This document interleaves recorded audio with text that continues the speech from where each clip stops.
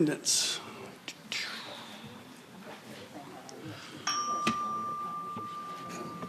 96-0.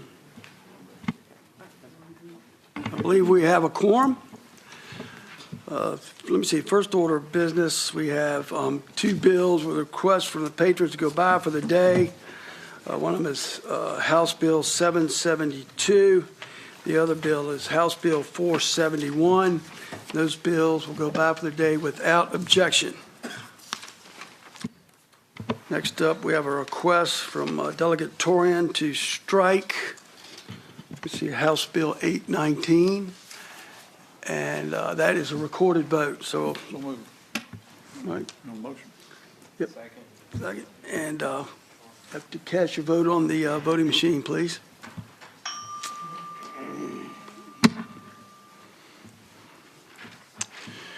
All right. House Bill 819 is stricken. All right, Delegate Torian, do you want to start off? Thank you, Mr. Chairman. Mr. Chairman, from the outset, let me share with you that the three bills that I have before your committee comes as a result of recommendations from the Virginia Minority Business Commission that we've been meeting over the last couple of years. And so which one would you like for me to start with, Mr. Chairman? 814. Thank you, Mr. Chairman. The Department of Small Business and Supply Diversity Agency, the Agency of Procurement Enhancement Plans, directs the Department of Small Business and Supply Diversity to annually review and provide feedback on state agencies' plans to enhance procurement from small women-owned and minority-owned businesses. The bill directs the Department of Small Business and Supply Diversity to annually review the state agencies' plans to enhance procurement from small women and minority-owned businesses. The bill implements a recommendation from the JLARC's report on SBSD, which found that SBSD was not providing meaningful feedback on state agencies' plans to enhance procurement from SWAM businesses. The policy proposal was developed by the Virginia Small Business Commission, and there is no fiscal impact, Mr. Chairman. Thank you, Delegate Torian. Are there any of the members have a question for the patron? Okay, are there members of the audience who would like to speak in favor of the bill? Please, state your name, please, and association. Mr. Chairman and members of the subcommittee, my name is Gwendolyn Davis, and I am the chair of an organization that's grassroots called Equipping Businesses for Success Institute in Hampton Roads. I'm also the Minority Women Business Enterprise Administrator for Portsmouth Public Schools. We support House Bill 814 and thank Delegate Torian for introducing the measure. Our organization has worked for the past 16 years with 4 different administrations, from Mr. Kane to Mr. Northam, to increase opportunities for minority and women-owned small businesses in state procurement contracting. With the help of the Virginia Legislative Black Caucus, the administrators, and the General Assembly, we've seen expenditures for goods and services to minority and women business enterprises go from 1.50% or $75 million statewide to over $3.2 billion. This would not be possible if we didn't have this type of review, and it's desperately needed. So we are excited about what we're seeing in the Commonwealth of Virginia in terms of increased procurement opportunities for women and minority-owned businesses, and we just hope that this committee will endorse this proposal and send it to the full committee. All right. Thank you. Yes, sir.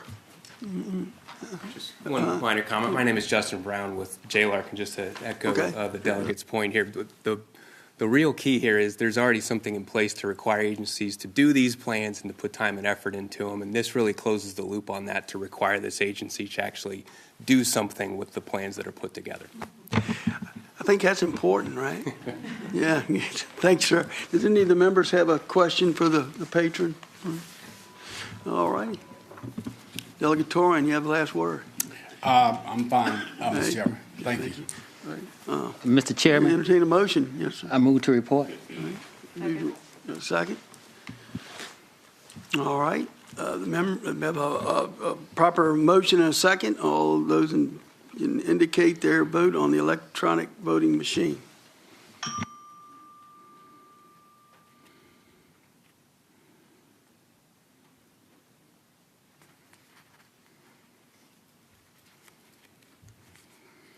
All right. Bill reports 8-0, and I think your next bill, Delegate Torin, is 815. Thank you, Mr. Chairman. House Bill 815 is a mentorship program. This bill sets up a mentorship program, pilot program to start up women and minority-owned businesses. It will be a volunteer program. Florida and Pennsylvania are two examples of other states that currently have SWAM minority protege programs in place. These programs aim to strengthen small businesses and enhance their ability to compete for procurement opportunities.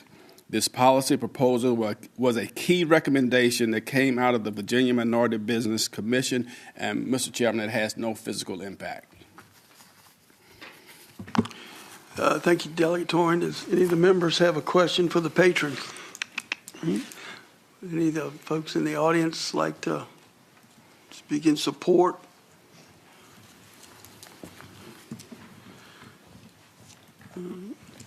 Okay.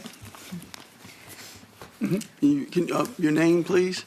Mr. Chairman and members of the subcommittee, Heather Derflinger with the Virginia Bankers Association, and we are supportive of House Bill 815. Many of our member banks are actively engaged with minority and women-owned businesses and would be a logical partner as a mentor for this program.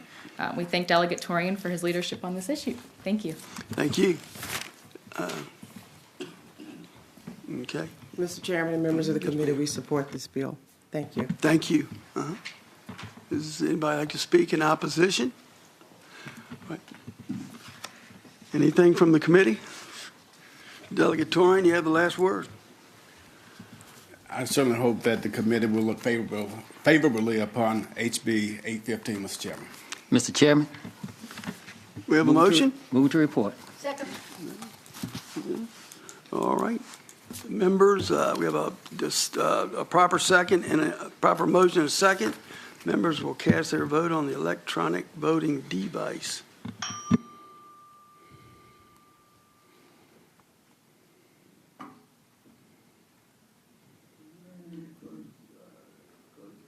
All right, we report 8-0. Delegate Torin, I believe you have one more.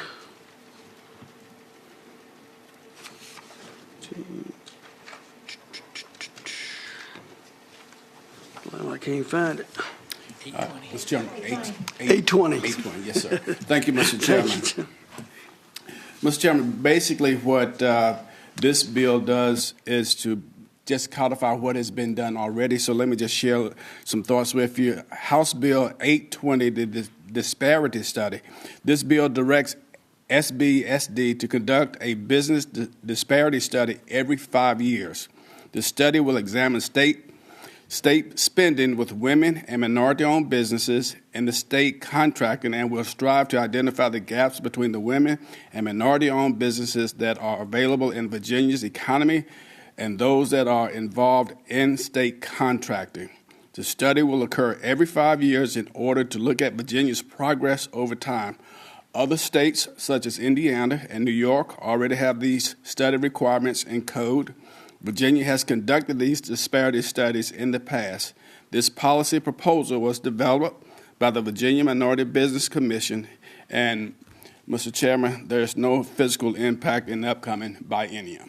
And basically, we're simply putting in code, codifying what we're already doing every 5 years. Thank you, Delegate Torian. Any of the members have a question for the patron? Any folks in the audience like to speak in favor of the bill? Mr. Chairman, members of the committee, my name is Gwendolyn Davis, and we wholeheartedly support this bill. If it were not for the disparity studies, we would not know the impact that state procurement contracting was having on women and minority-owned businesses in the Commonwealth of Virginia. And if our state is going to be open for business, it needs to be open for all businesses. And the only way to see that is through these disparity studies. Thank you so much. Thank you. Thank you for your testimony. Anybody speak in opposition? The chair will entertain a motion. Mr. Chairman, move to report. All right, any further discussion? All right, we have a motion properly seconded to report House Bill 820. The members will indicate their vote on the electronic voting machine.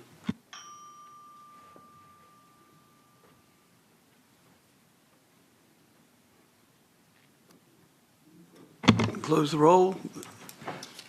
Bill reports out 8-0. Mr. Chairman, thank you all so much, committee. Thank you for your time. Thank you, Delegate very Torrey. much.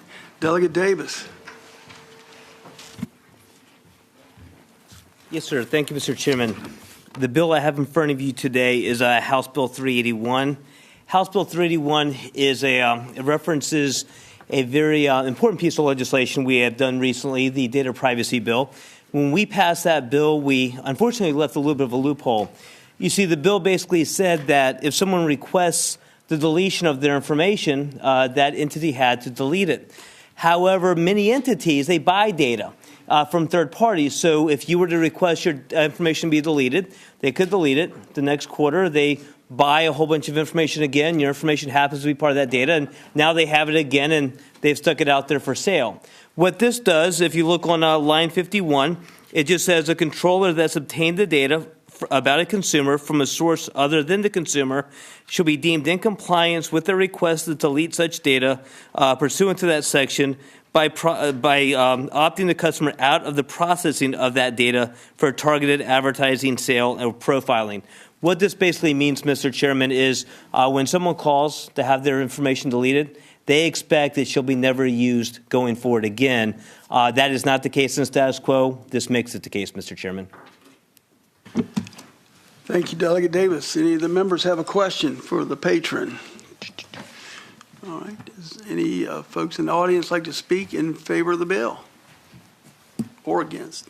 Good afternoon, Mr. Chair, members of the committee. I'm Chris White with the Vector Corporation. I'm here on behalf of Relics. We're the parent company of LexisNexis. I think Delegate Davis explained what the bill does. It's a common sense measure to ensure that a consumer's request to have their data deleted is meaningful. Thank you. Thank you. Hello, Mr. Chairman, members of the subcommittee. Dana Wiggins with the Virginia Poverty Law Center. We really appreciate Delegate Davis bringing the bill, mostly because we hope that this particular piece of legislation will help ensure that what consumers expect to happen actually happens. If they make a request to delete, they don't want to have to do it again and again and again, and this will help make that a possibility. Thank you so much. All right, thank you. All right. Any of the members have a question for the patron? Ready for a motion? I'm going to let Delegate Davis get the last word. Right? Well, I do want to say something. One, because I made Attorney General Miaras jump through hoops to get a ruling. I may sound like I'm talking about, but I just regurgitated what he said in his letter verifying it. So I wanted to make it worth his time to having done that. So thank you, Mr. Chairman. Don't talk yourself out of a bill. No. I just had to mention the work he did. Delegate Wright, do you have a motion? I move to report. We have a motion to report and seconded. All those members indicate their vote on the electronic voting machine.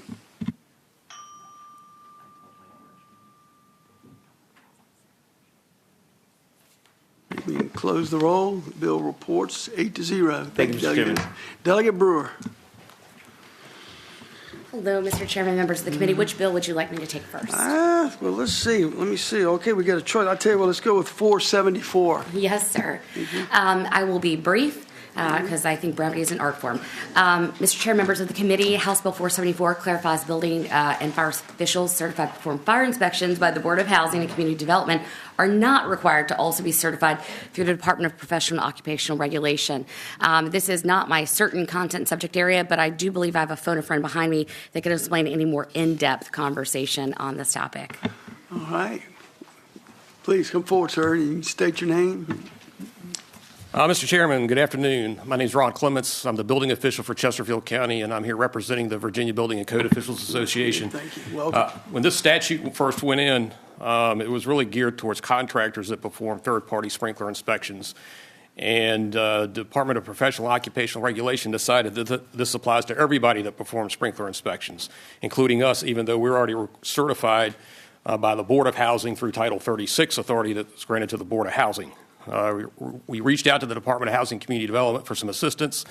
They reached out to DPOR, tried to work it out between agencies. That was unsuccessful. DHCD reached out to the Attorney General's office for an opinion. That was unsuccessful. They wouldn't even give an opinion on it. So we're before you today trying to resolve this issue so we don't have to be double certified. And I can assure you the certification we go through is very robust. There's actually up to 3 different certifications that we're required to get, multiple tests. So it's not that we're trying not to be certified. It's just we don't need to be certified by DPOR when we're already certified by the Board of Housing. Be happy to answer any questions. Thank you. Any of the members have a question for the witness or the patron? All right. Any folks in the audience who would like to speak to the bill? Let's see. All right. All right. All right. Mr. Chairman, Ed Rhodes with the Virginia chapter of the American Fire Sprinkler Association. Welcome. My members are torn on this bill because we've had a couple of conversations with a former fire marshal and also with the executive director of the Board of Contractors. They're basically saying that this bill is not needed because the authority for the building code officials is in Title 36 and the fire marshals are in Title 27, and this code is in Title 54. There's never been any mention of the fire marshals or the building code officials in the construction and licensing code. So they feel it's not needed, but you know, if it's your pleasure to pass it, they can live with it. That's kind of a iffy situation, yeah. But basically they don't feel it's needed because if they come and inspect anything, they can't touch anything because they're not certified in the sprinkler components. And you need to remember, these aren't residential sprinklers we're talking about. We're talking about these things up here, the commercial sprinklers. Yep. Thank you, Mr. Rhodes. Yes, sir. Thank you. All right. Delegate Brewer. Final word? Final word? Clean up, less government. I hope the subcommittee will report the bill. Yep. All right. Chair will entertain a motion. We got a motion to report and a second. All right. All those in favor can indicate their vote on the electronic voting machine.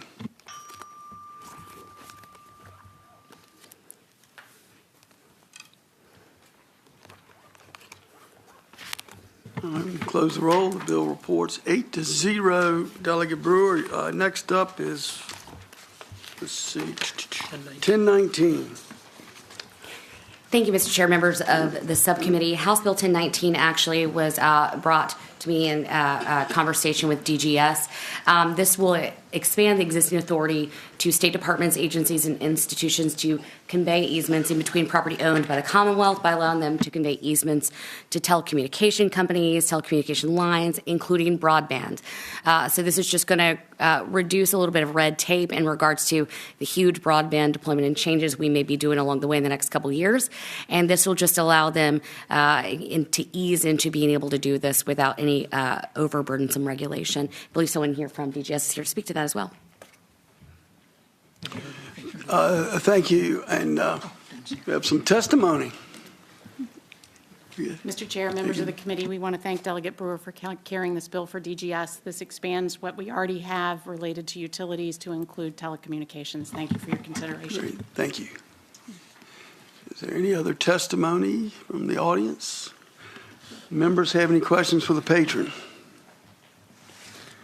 I'll entertain a motion. Move to motion to report. Mr. Chair, move to report. All right, that's a second motion to report. Do we have a second? Second. All righty. right, the members will indicate their vote on the electronic voting device.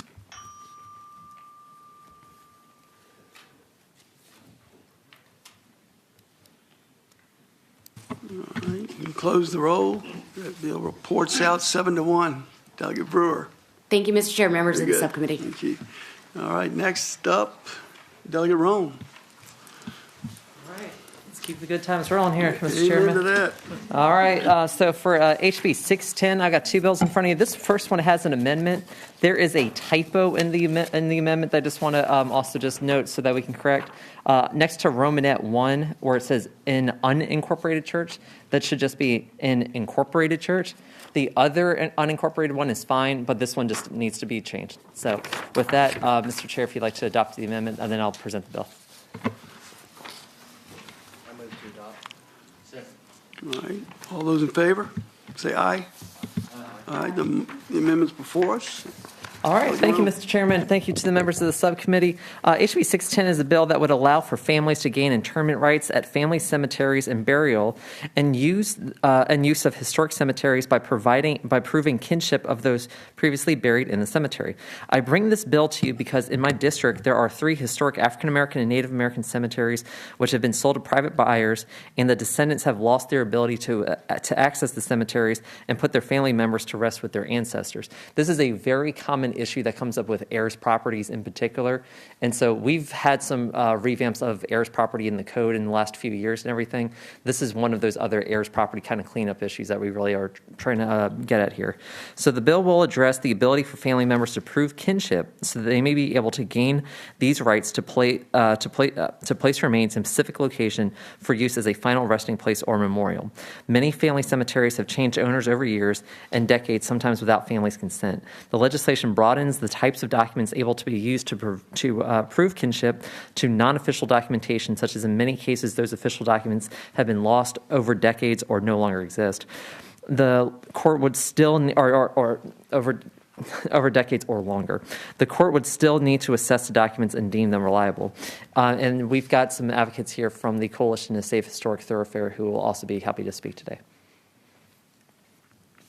Thank you, Delegate. First, I think any of the members have a question about that. And I have a question.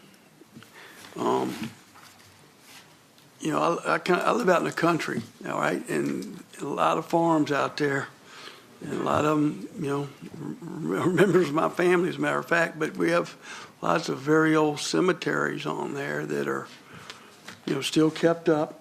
You see the markers out in the field. Usually there's a couple of cedar trees around them and a fence. But that family has been off the property for typically sometimes 100 years or. And so I know now the law, I think, currently provides, family members can come, on birthdays or Mother's Day or whatever and put some flowers out there. But by allowing, family members to continue to bury other people, I think is, it's going a lot further than what the original laws require. So I'm just kind of wondering what the justification for that is. Sure. So, Mr. Chair, what I would suggest on that is that if it's the will of the committee on that, we can certainly put a time limit on it, basically in terms of, since the last property, since basically the property was sold, for example. So if your family, you've owned a property for blank number of decades, whatever, then, basically we could put some sort of time limit on that. I would be amenable to it. But at the same time, we're talking about in my district in Western Prince William, you're talking about sales that happened, in recent years. And, where we've got existing family members here, as the case of Frank Washington, who literally grew up in the area that had been sold, who was able to take me on a tour of the property and show parcel by parcel, like this is where there was burials, there's where there's burials, and this is an area that was cleared out to put up crops over it instead that they no longer have access to, for example. So, if we can come to a compromise on that, I think we'd be in good shape. Any of the other members have a question?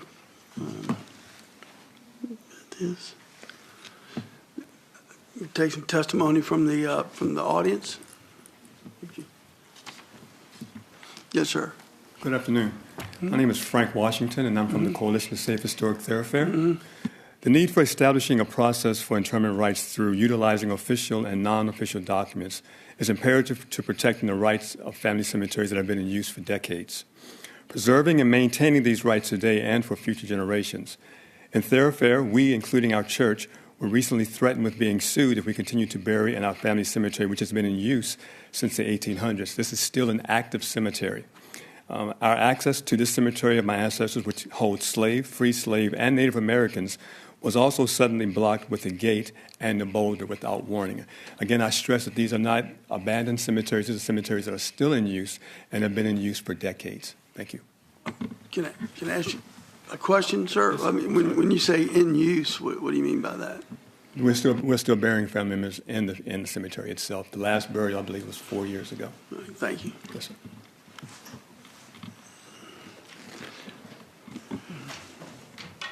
Mr. Chair. Delegate Runyon. I guess a question, and I'm not quite sure who to address it to, but who owns this property?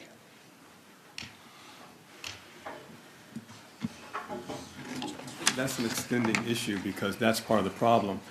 Because a lot of these cemeteries are heir properties handed down. The documentation is not always as it is because we were not afforded the same type of documentation for that time frame, just because that's the way things were at that time. So what happens over a period of time, for us, for example, we have people come in and purchase land without us even knowing it because we did not have notification of that. So after the fact, then we had to run around and try to understand how this happened without our knowledge.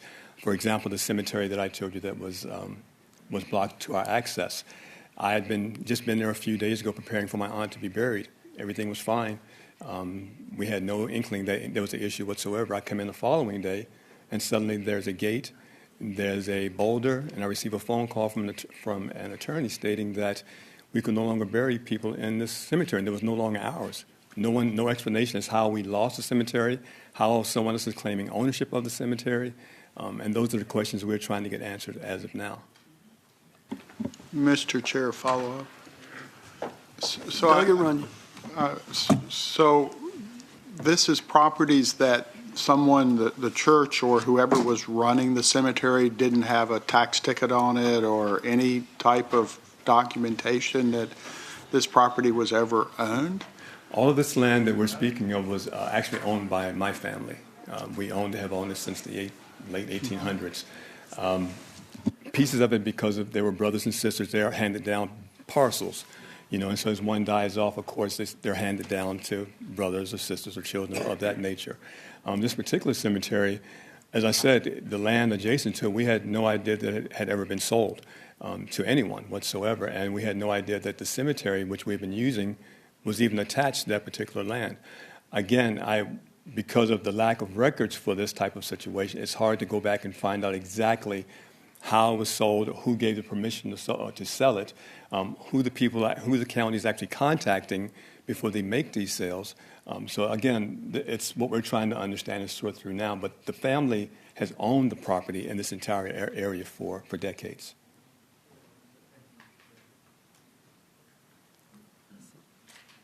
Mr. Chair. Sure. So one suggestion I might have then is if there are living descendants so basically immediate living descendants, like say someone's child, right, of a parent who's buried there, maybe if that's the time frame that you're looking for, is still like people are still alive based on family immediacy.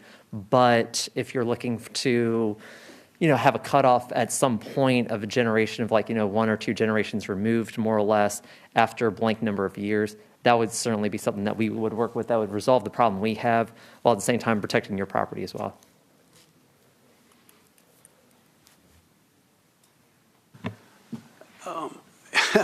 I know that sometimes some divisions of land, sometimes there's a real hard time finding clear title on some of these things, and I understand that. We run into that in Hanover County, occasionally.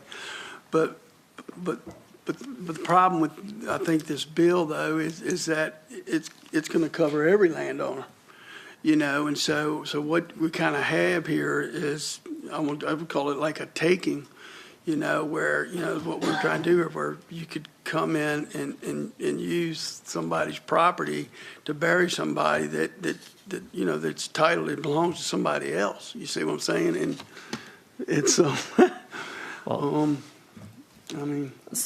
Chair, I would also. So, I don't know if there's a way around this, but there's no getting around that, because the landowner obviously has clear title. He owns it. He or she's paying taxes on it, and you see what I'm saying? And in my situation, I would kind of resist somebody doing this on property that I own. Sure. So, Mr. Chair, one of the things I would also note is that in Section C of the bill, for example, where you would still basically have, the private property owner in this case may designate reasonable limitations with regard to access and usage of the property for interment of the deceased person. We included that specifically to make sure that private property owners do actually have a say in basically in the proceedings there, and to make sure that whatever happens is within reason.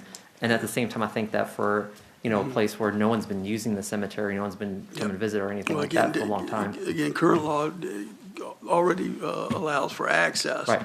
But just no more planting. But anyway, it's we still have more people yep.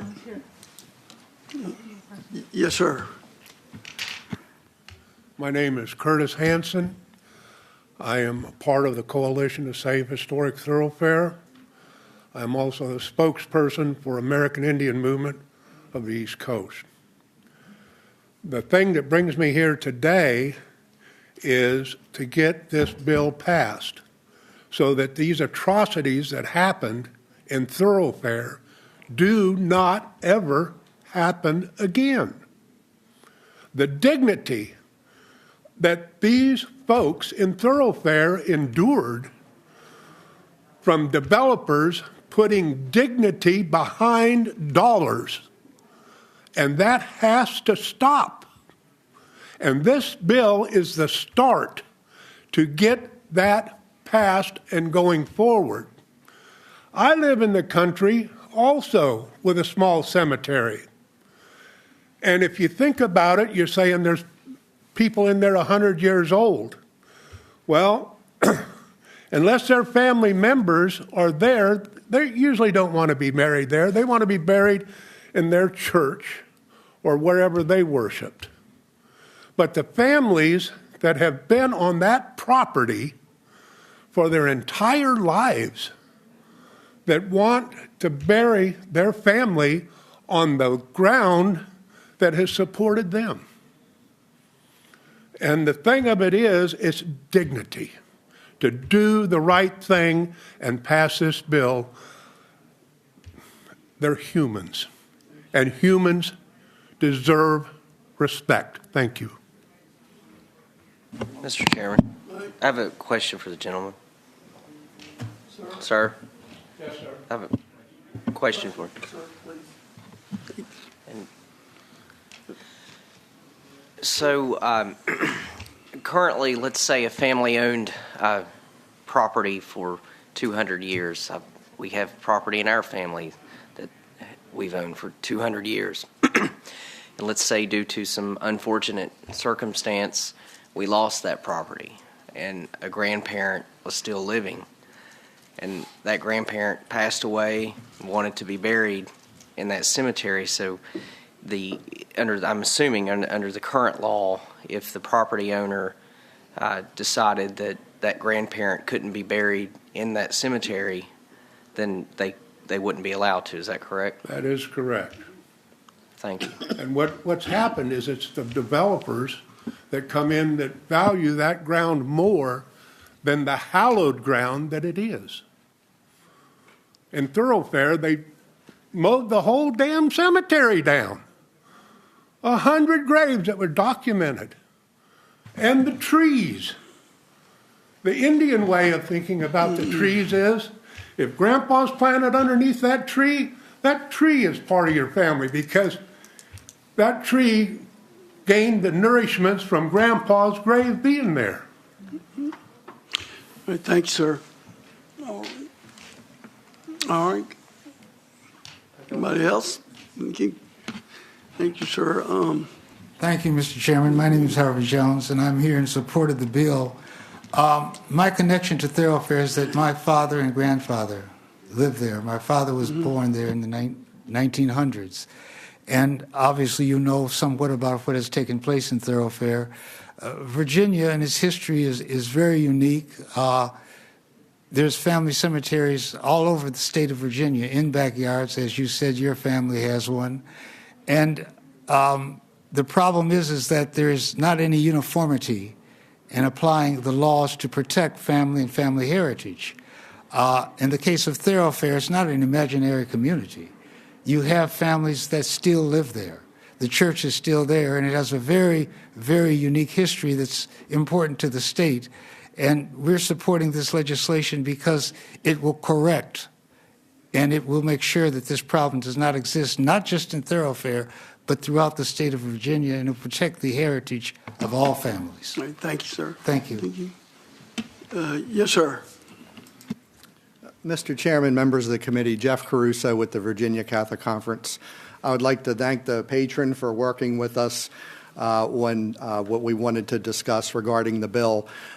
We very much support the objectives as mentioned by the patron, as mentioned by the people that testified.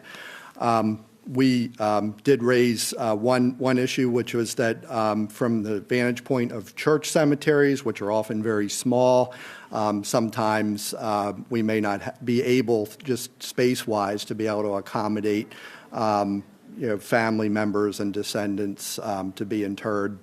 There may not be space for that on an indefinite basis. So the amendment that you have before you was to, in addressing our concerns, and we think with the adoption of that amendment, that strikes a very good balance between these very good objectives of the bill, as well as the interest that we raised. Thank you very much. All right, thank you. Delegate Rome, you have a last word? Sure, Mr. Chair. So I guess if it's okay, Mr. Chair, if we could engage just maybe a bit of dialogue in just terms of where the committee's at right now, and seeing if we can just come to some agreement that's going to allow me to take care of my constituents over here, while at the same time addressing the concerns that you have. Well, thank you. I think we'll probably come to something here in a minute. But anyway, I guess if we're done here, the chair will entertain a motion. Mr. Chairman. Delegate Wright. Motion to lay the bill on the table. Substitute motion. Substitute motion. Move the bill forward. Move the to report. Can't do that. And the table takes precedence unless there was no second. Yep. Was there a second to the table? Was there a second on laying on the table? Is there a second? No second. So. Then you can. Move to report. Move to report. Is there a second? Second. All right, we have a motion to report in a second. I'm speaking to the bill. Speak to the bill. Delegate Wright. I'll read this correctly. If you own a piece of property and have a cemetery located on it, then any person that's a family member or descendant of the deceased person buried in that cemetery may petition the circuit court for interment rights. Where's the private property rights? It's thrown in the window. You would take your home place, the place you say you own for 200 years, and so you own it exclusive for 200 years. And it happens to be a small grave site on there. And then it doesn't say how many people could be buried. You can be constantly having people coming on there being buried on your own property. It's not really saying anything to me. I think it's fair. You've got a grave, a cemetery that people have access to, and that's already in the law. But to say that a person can be buried because the cemetery happens to be on property, you open all kinds of legal questions. So that's my comment. My motion is wasn't seconded, so you got a proper motion before you. Mr. Chairman. You know what you're doing. Mr. Chairman. Final word. We got a motion and a second. Somebody else will speak on the bill. I was just going to make a comment in response to Delegate Wright's comment. I'm assuming that most cemeteries are defined, whether they're on a deed, and in this case they may not be, but just visually speaking, I know that if I'm on a large tract of property, cemeteries that have grave markings or tombstones, there's a geographic area of where that cemetery is located. Now, often older graves, Native Americans and so forth, it's impossible to identify that. But I think more modern graves, there is a defined area, whether legally in a deed or just by simply looking at it. And I think the comment about burying people all over the property, I just don't see a court upholding that. I think that a judge would look at each individual case and say, we have a very small defined area that is a cemetery, not the entire property or a larger area. So that's just my opinion. All right. Members shall cast their vote on the electronic voting device.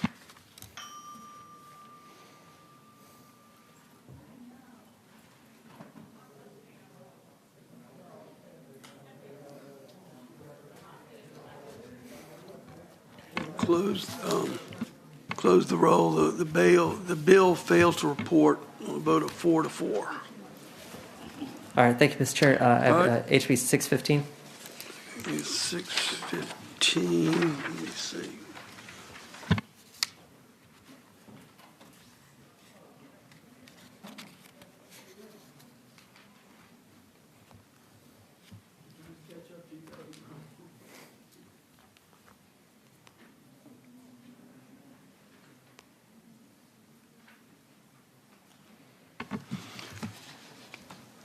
House Bill 615, Delegate Rome. All right. Thank you, Mr. Chairman. To the members of the subcommittee, before you is HB 615, which would require a good faith effort by a county or city to contact the family or descendants of the original owner of a cemetery before such property is put up for sale.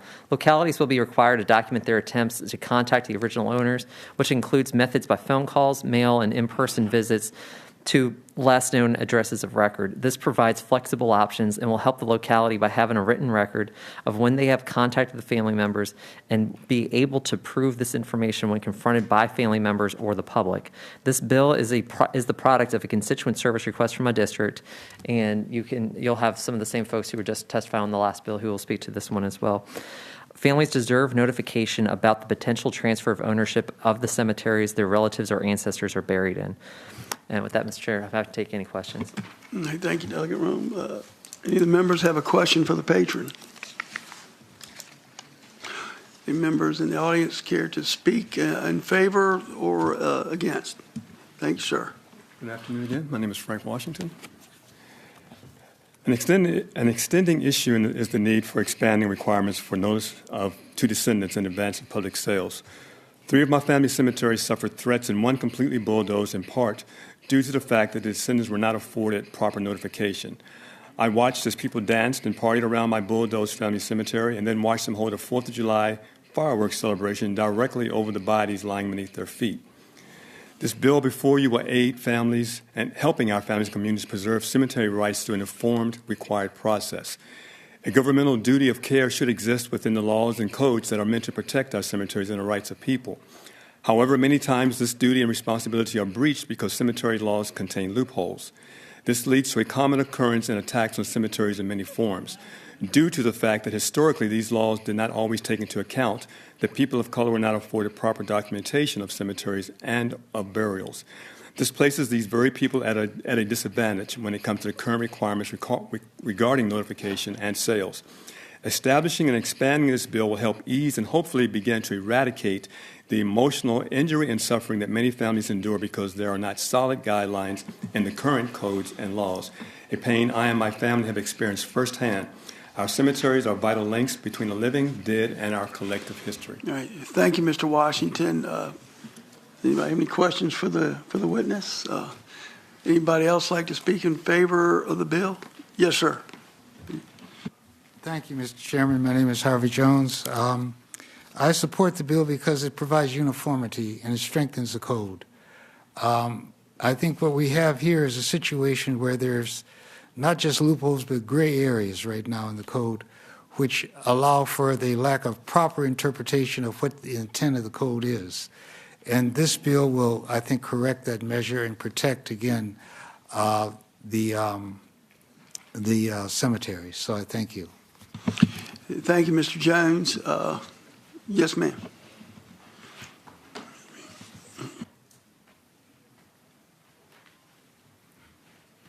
Mr. Chairman and members, my name is Sheila Hansen. I'm Shenandoah Shawnee. I'm also the founder of the United Tribes of the Shenandoah. I'm a neighbor of Thoroughfare. I'm a part of the Coalition to Save Historic Thoroughfare. We need this bill badly. If this bill had been enforced at the time these cemeteries were sold, maybe we wouldn't have to be here today. We would have answers. The most important part of this bill is the last line that says, a county or city shall keep written records of each attempt to contact a family member or descendant of the cemetery's last owner of record. We don't have that for Thoroughfare. We don't know who they contacted, when they contacted, how long it was contacted. We just know that these cemeteries were sold. The excuse was they were sold for back taxes, and if you look at the Code of Virginia, cemeteries aren't taxed. And that's another questionable thing. We need this bill. We need it so that the next village, the next people don't have this problem. So please pass this bill and help the people of Thoroughfare and their ancestors. Thank you very much. Thank you. Thank you for your testimony. Yes, sir.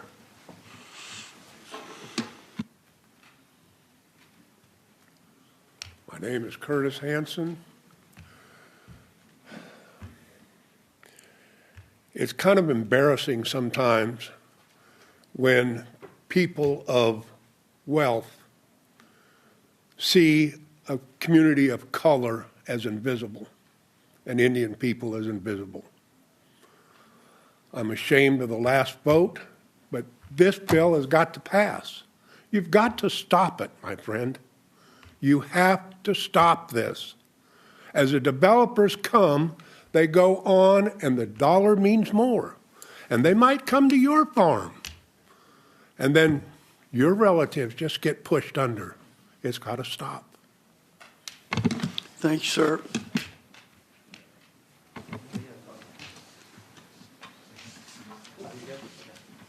I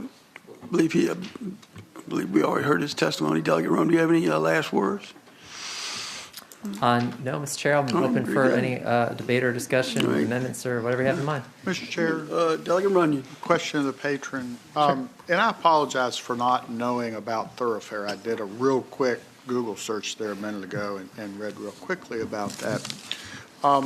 But in the bill, in this particular, it talks about municipal-owned cemeteries only. Is that right? No, so this one actually, because it also says county or city, you're inherently dealing with localities as a whole. So basically, it's not just municipalities, it would also be regarding the county. So, but if it's a privately owned piece of property, then this doesn't apply? Or That's does it? correct. This says no cemetery owned by a county or city shall be sold. Okay, and was that the case in this circumstance? No, so in this, so what happened in this particular case regarding Thoroughfare is that the county, in this case in Prince William County, they had more or less taken the land here due to lack of payment, whatever it was, right? And they put it up for public auction. Gotcha. And so when that happens, this is the idea that where we're trying to apply it. So the bill, in general, it's made to be narrowly scoped in this regard. And it's also meant to basically prevent what happened in Thoroughfare. Because if I can just give you a very brief, just backstory on this, what happened was that sort of property that we're dealing with here, when that was purchased, and you heard about the cemetery that was completely bulldozed over. There's a number of other Potter's Fields and actually very well-established cemeteries very nearby that as well. And so in different parcels being put up for different auction at different times for different folks, this would create some uniformity with it. Prince William County purchased about 2.2 acres of this area about 2 months ago, maybe? Yeah, about 2 months ago. And they're going to turn that into a park, which is nice. That's going to preserve some of it. But not all of these properties are being preserved within that park. The county's still going to try to negotiate a way, seeing if they could purchase some of the other cemetery areas. But in the meantime, the heart and soul of this bill is learning from our mistakes. That's really, I think, what we're trying to get at here. All right, thank you. Thank you. All right, the chair will entertain a motion. Mr. Chairman. Yes, sir. Speaking to the bill. Mr. Chairman, this situation in itself is not unique for black and brown people. It's not unique, and it's not unique. I myself, my family, we have no recorded record of cemetery plots, but we do have a family plot. And the only record we have is what's written down in the Bible. You can open the Bible and you can see who died and where they are and all, So this here seeks to inform those family members and keep them aware of what's going on. So I think it's the right thing to do to move this bill forward. So with that, I will make a motion that we report this bill. Mr. Chair. A motion and a second. Delegate Runyon. Yeah, I had asked to speak. I defer to the All right, delegate. Delegate Wright. You have the floor, Delegate Wright. Tommy. Okay. I have sympathy for the remarks I've heard here today, but what is being done is trying to remedy a local situation by making something apply to everybody. And I just don't see, again, the private property rights of people are being disabused. And I've heard about thoroughfare. I never had heard of thoroughfare before. And I didn't know what really was the discussion was on that.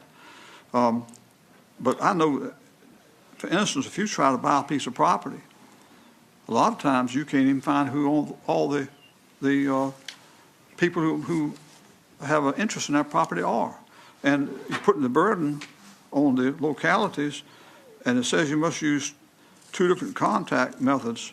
If this was something that was just for, say, the area that has been affected, and I'm sure some areas are, I never had heard of this before, but we're putting every locality that has a cemetery in a position where they can't sell it unless they go by this list of guidelines here. And I just don't even see how it could be constitutional, but I certainly would be opposed to it. I think a motion's already been made, and so I'm not going to make another motion, but I'll just say that I think this is not an issue for this General Assembly to settle. We represent all localities, and we can't carve out an exception for one locality, which may be very well intended, but make it apply to everybody. So, Mr. Chairman. Delegate Rome. Thank you, Mr. Chairman. Mr. Chairman, I know a motion's been made and seconded, so one of the members I know would have to amend the motion in order to do this. But if in order to address the delegate's concern, if we wanted to, we could simply say Planning District 8, county executive form of government. In that case, it would only apply to Prince William. Thank you. Let me get what Delegate Runyon had a statement. Delegate Runyon. Thank you, Mr. Chair. And I'd like to say that I'm very sympathetic to this. And Delegate Jenkins commented, my family has the same circumstances. And so what's perhaps different is the one that I'm aware of, there's a deed, it's recorded in the deed. And so I'm sitting here thinking, and so I very much understand the issue. I frankly don't share Delegate Wright's concern about this one, and I can go either direction, whether it be statewide or we limit to Planning District 8. I'm ambivalent to that. But I think these are municipal-owned government-owned cemeteries. I'm fine with that. What I would like to say is I think this overall issue probably should have some additional consideration and conversation so that we can get past some of the issues the various delegates have expressed on both sides. And I just wanted to make sure the audience, those folks that are proponents of this, understand that at least for me, I'm very, very sympathetic. And the reason I voted the way I did on the previous bill was because I didn't think we were quite where we needed to be to address all the concerns. But that being said, Mr. Chair, I intend on vote positive on this particular motion. Mr. Chairman. Delegate Wright. I've got a substitute motion.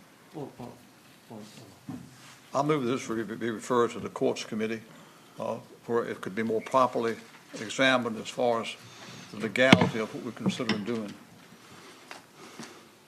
I don't think it's an issue that belongs really before this committee. I think the motion, It's not a proper motion. I think the motion to report takes precedence over your motion, Delegate Wright.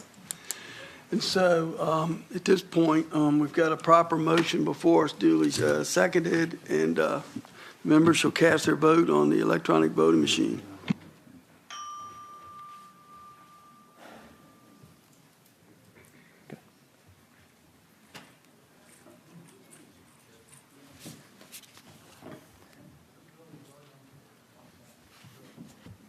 Close roll. The bill reports out 7-1. Thank you, Mr. Chairman. And Mr. Chair, if any members of the sub before full committee wish to talk to me about this, I'd be happy to speak to anyone about it. Thank you, sir. Delegate Tran.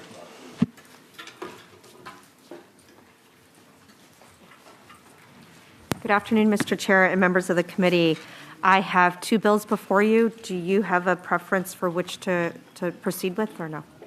I'm sorry? How about 1020? 1020. All right. 1 second, please. Okay. Okay. I'm ready when you are, Mr. Chair.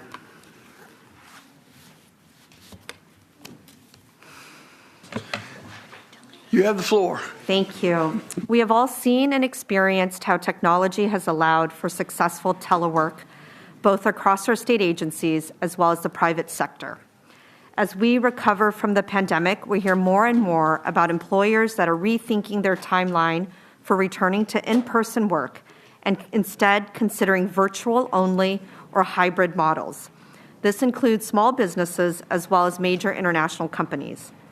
As the state government and our private sector are updating their telework policies, we want to make sure that no one is left behind, including people with disabilities. I hope we're all familiar with some of the challenges that people with disabilities face in the workforce. For example, the community has a really high unemployment rate. In 2020, the unemployment rate for people with disabilities was 12.6% compared to 7.9% for people without a disability. HB 1020 will help make sure that telework policies are inclusive. It does the following. It specifies that it's an unlawful discriminatory practice for a state agency to refuse an otherwise qualified person with a disability to telecommute or participate in alternative work schedules as a reasonable form of accommodation in accordance with the Americans with Disabilities Act. It requires state agencies to set targets for positions eligible for telework and alternative work positions, track how they're meeting those goals, and then also track how people with disabilities who have telework as an accommodation, how many of those employees we have across the state. It helps to identify and disseminate model inclusive telework practices at a time when the private sector is reevaluating overall workforce practices because of COVID, and helps to so that's it. So as we emerge from this pandemic, I want to make sure we don't leave people with disabilities behind. There are people who want to work and are qualified to work, and so I hope that we're creating a more inclusive work environment for everybody. Thank you, and I look forward to your questions. All right. Thank you, Delegate Tran. Do any of the members have a question for the patron?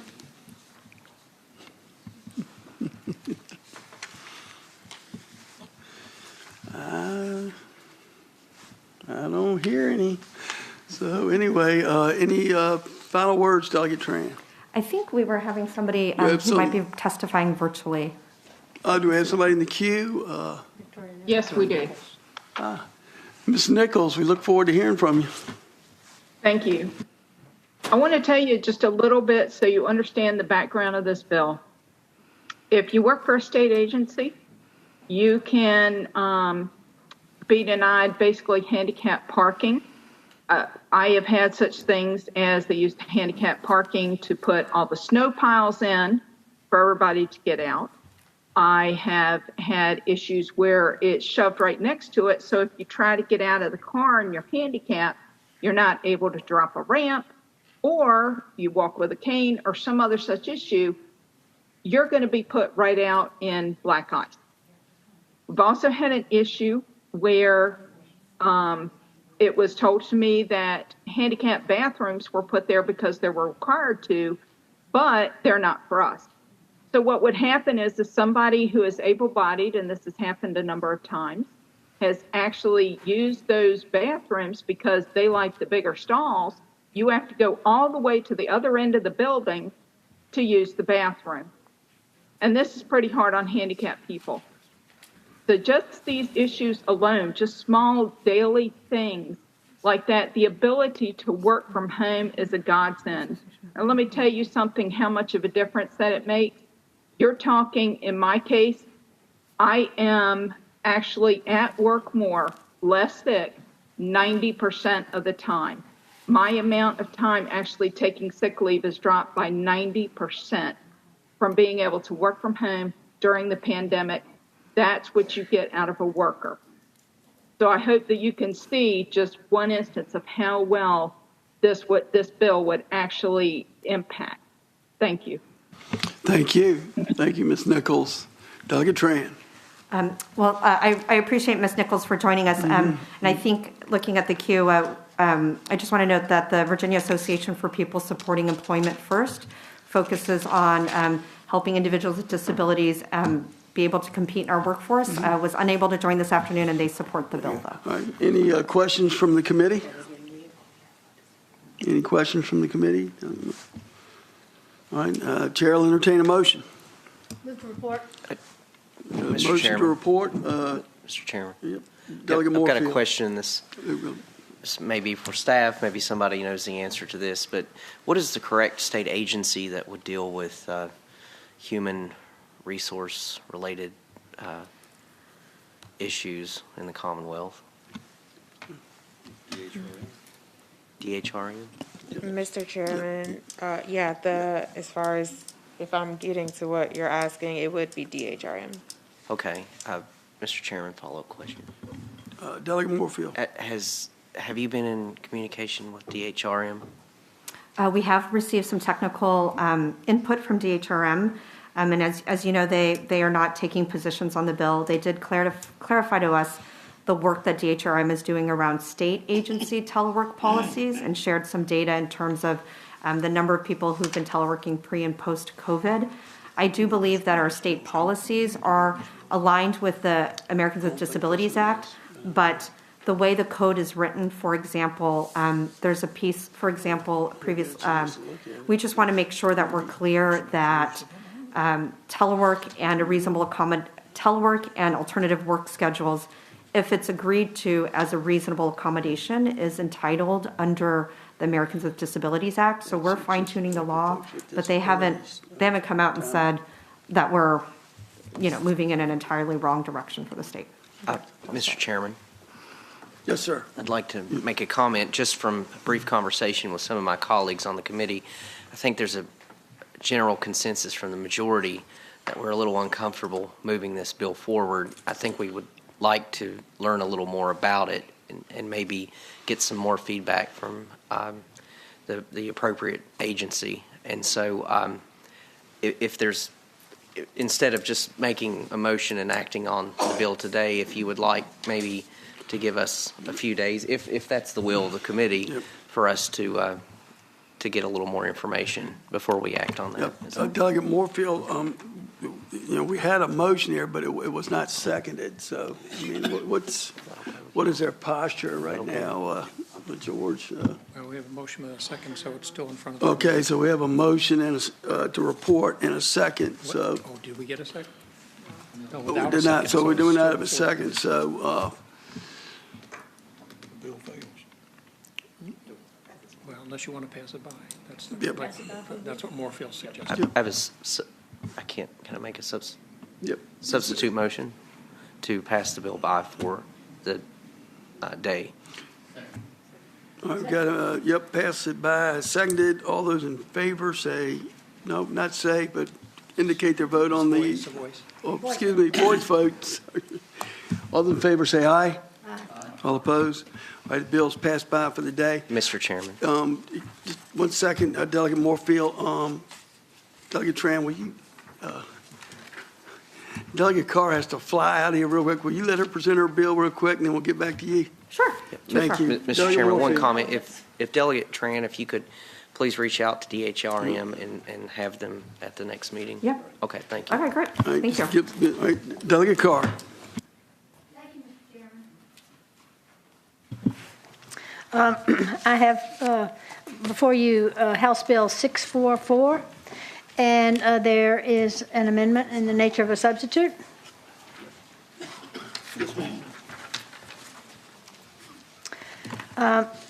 Mr. Chairman, members of the committee, HB, we ready to go? Yeah. Move to, Oh, okay, we have a substitute before us. All those in favor of adopting the substitute, please say aye. All opposed? a substitute. Yeah, aye. Hey, wake up. All right, the substitute's before us. Delegate Carr. Thank you, Mr. Chairman. HB 644 resolves an inconsistency in the current code regarding the timing of when DGS may proceed to sell surplus property. Currently, DGS is required to proceed with selling surplus property within 120 days of receiving a report from the Secretary of Natural Resources about the property.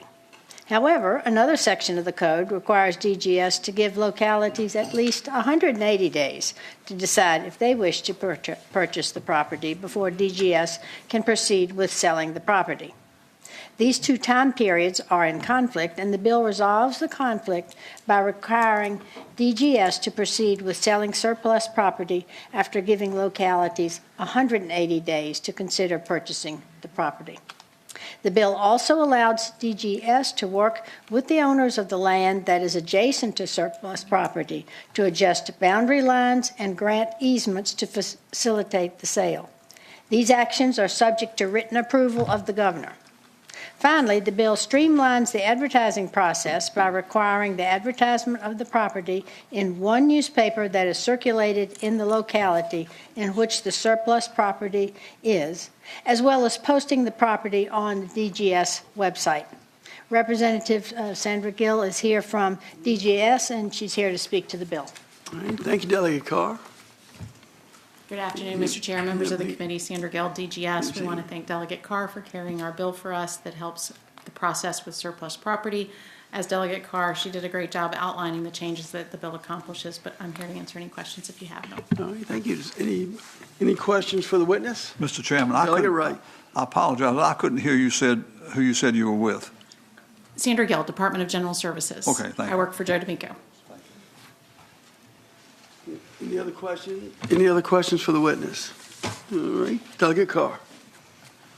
Any final words? Thank you, Mr. Chairman. I hope the committee will look favorably on this simple bill. All right, we have a motion to report.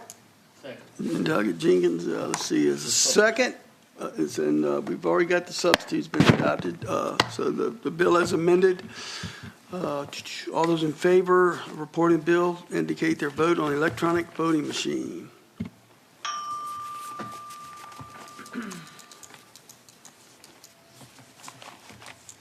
Close the roll. The bill reports 8-0. Great job, Delegate Carr. Thank you. Delegate Tran. Thank you.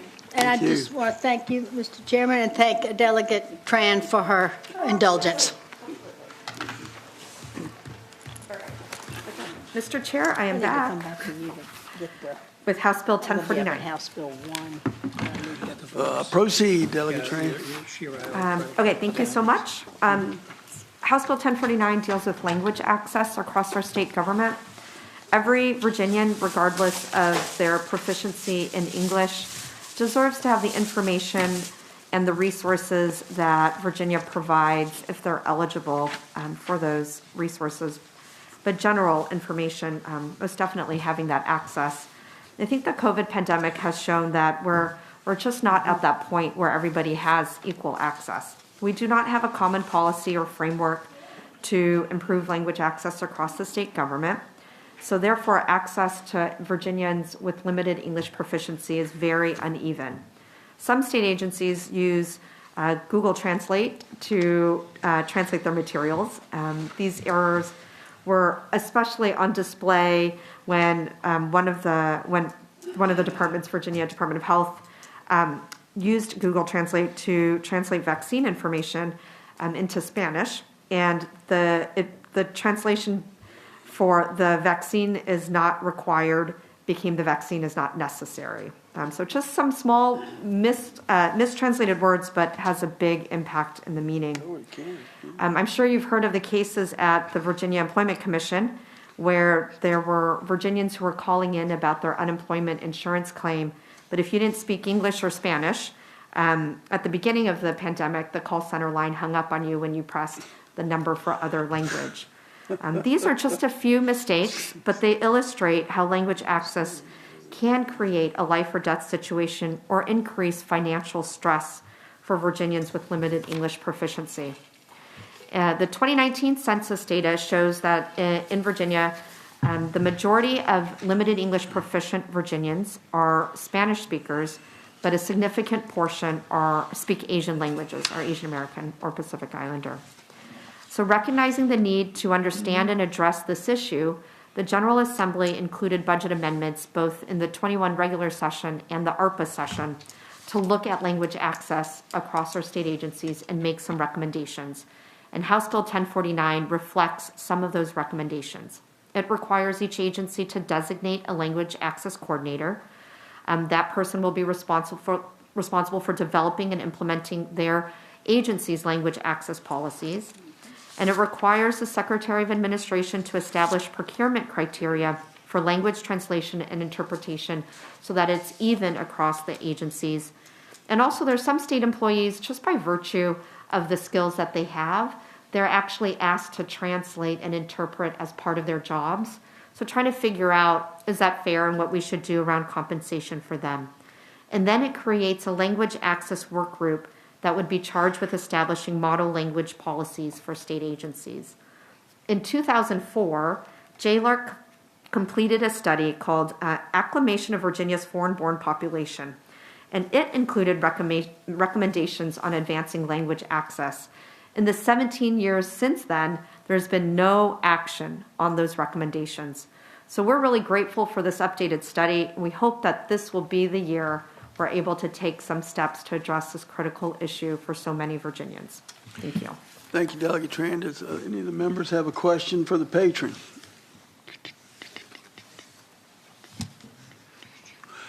I will tell you that we have, at a request, that this bill will need to go upstairs. And so, any of the questions, I'll entertain a motion. Delegate Moorfield. Mr. Chairman, I have a motion to report and refer to appropriations. Second. All right, we have a motion and a second.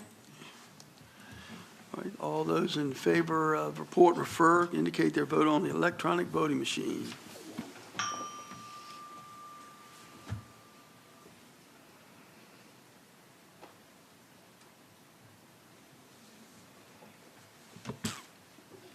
All right, you can close the rolls.